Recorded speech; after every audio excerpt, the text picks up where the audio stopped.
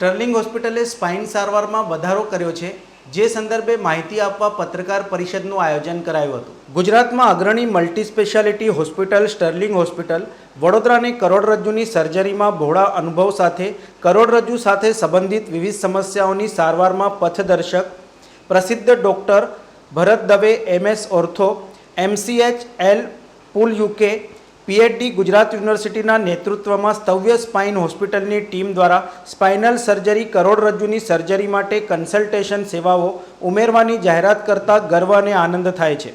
સ્તવ્યની કુશળતા વડોદરામાં નિષ્ણાંત સ્પાઇન કે કરોડરજ્જુ કન્સલ્ટન્ટની ટીમ લાવશે, જે દર્દીઓને તેમના શહેરમાં જ કરોડરજ્જુ સાથે સંબંધિત સમસ્યાઓના નિદાન અને સારવારની સલાહની સુવિધા આપશે. છેલ્લા થોડા વર્ષોમાં ટેકનિકો અને ટેકનોલોજીઓમાં પ્રગતિ થવાની સાથે ભારતમાં કરોડરજ્જુની સારવાર મોટા પાયે પરિવર્તન થયું છે. ભારતે કરોડરજ્જુની સર્જરીમાં ક્ષેત્રમાં કરોડરજ્જુની સર્જરીની તાલીમ અને સાહિત્ય માટે મહત્વપૂર્ણ પ્રદાન કર્યું છે અને કરે છે. કેટલીક સૌથી સામાન્ય સમસ્યાઓ કરોડરજ્જુની સર્જરીઓ તરફ દોરી જાય છે. આ સમસ્યાઓ છે ઉંમર સાથે કરોડરજ્જુમાં ઊભી થતી સમસ્યાઓ, યુવાવસ્થામાં ડિસ્ક ખસી જવી, ઓસ્ટિયોપોરોસિસને કારણે વૃદ્ધાવસ્થામાં હાડકાનું ફ્રેક્ચર અને પીઠનું વળી જવું.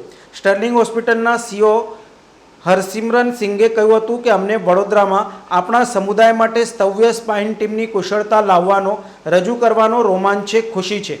અમારી કરોડરજ્જુની સારવાર વિભાગનું વિસ્તરણ કરીને અમારો ઉદ્દેશ અમારા દર્દીઓને વિશેષ સારવાર વધારે સુલભ બનાવવાનો છે. ડૉક્ટર ભરત દવે MSએ પોતાનો વિશ્વાસ વ્યક્ત કરીને કહ્યું હતું કે મેં વડોદરામાં અને આસપાસના વિસ્તારોમાંથી અનેક દર્દીઓની સારવાર કરી છે. મને સ્ટર્લિંગ હોસ્પિટલમાં મારી ટીમના વિવિધ સભ્યોને મોકલવાની ખુશી છે.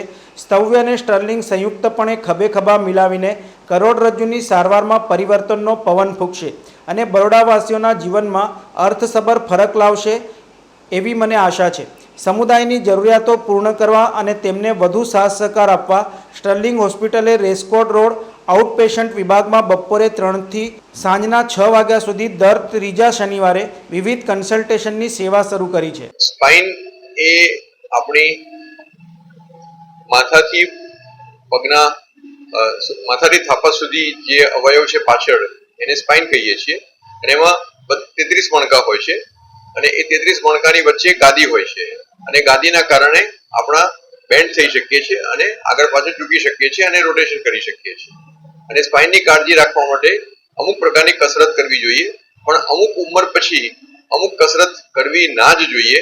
અને નાની ઉંમરે જે અત્યારે વજન ઉંચકવાની જે ડેડલિફ્ટની જે પ્રથા છે, જેને અમે જીમ સિન્ડ્રોમ કહીએ છીએ, એમાં ના પડવું. બોડી પોસ્ચર ખૂબ જરૂરી છે, જેમાં બોડી પોસ્ચર માટે એક્સરસાઇઝ અમુક પ્રકારની આવે અને એ પણ પ્રોપર ફિઝિયોથેરાપિસ્ટ પાસે જઈને જો એક્સરસાઇઝ કરવામાં આવે તો પ્રોબ્લેમ ન થાય.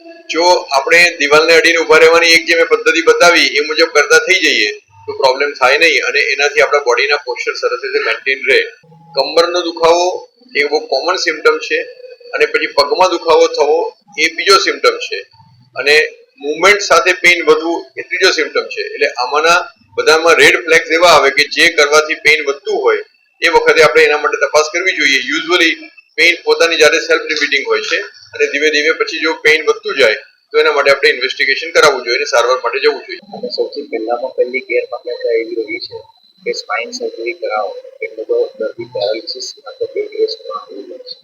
બીજી ગેરમાન્યતા એવી આવે છે કે સ્પાઇન સર્જરી કરાવ્યા પછી બહુ જ લાંબો બેડ રેસ્ટ કરાવવો પડે છે અને સ્પાઇન સર્જરી કરાયા પછી ઘણી વખત 1, 2, 3 એમ વારે સ્પાઇન સર્જરી કરાવવી પડતી હોય છે. તો હું આ બધા બાબતમાં બ્રેક કરવા માટે એટલું જ કહીશ કે આ બધી ગેરમાન્યતાઓ છે. આ વસ્તુ સંપૂર્ણપણે ક્યારેય સાચી નથી.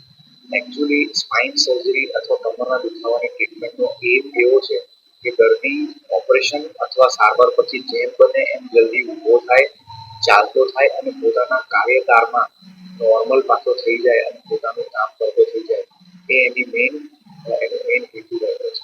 એટલે સ્પાઇન સર્જરી કરાવવાથી પેરાલિસિસ થઈ જાય એ વાત ખોટી છે, પરંતુ કોઈ દર્દીને પહેલેથી જ પેરાલિસિસ હોય તો ઘણી વખત સ્પાઇન સર્જરી કરાવ્યા પછી આગળ એ રોગ ના વધે એનું મેઇન હેતુ હોય છે. જેથી સ્પાઇન સર્જરી કરાવવાથી પેરાલિસિસ થતો નથી, પણ જો પહેલેથી પેરાલિસિસ થયો હોય તો કદાચ રિકવર થાય અને કદાચ ન પણ થાય એવું સર્જરી. સ્પાઇન સર્જરીના 80% રોગ ખાલી સારવાર કસરત દવા ગોળીથી મટી શકતા હોય છે.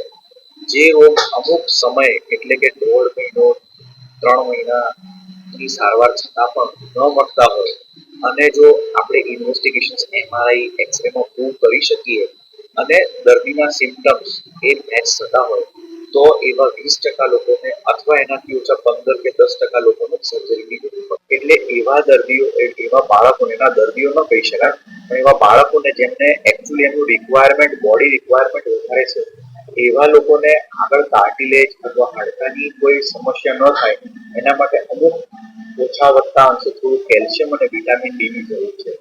મહિલાઓમાં સ્પેસિફિકલી જ્યારે 50 વર્ષની ઉંમર થાય અને મહિલાઓમાં મેનોપોઝની શરૂઆત થાય ત્યારે શરીરમાં અમુક હોર્મોનલ ચેન્જીસ આવે છે અને એના લીધે શરીરમાં કેલ્શિયમનો લોસ અને હોર્મોનનો લોસ થતો હોય છે જેનાથી મહિલાઓમાં ઓસ્ટિયોપોરોસિસનું પ્રમાણ વધારે જોવા મળે છે. તો એવા દર્દીઓ એવા મહિલાઓમાં સપ્લિમેન્ટ તરીકે આપણે કેલ્શિયમ અને વિટામિન ડી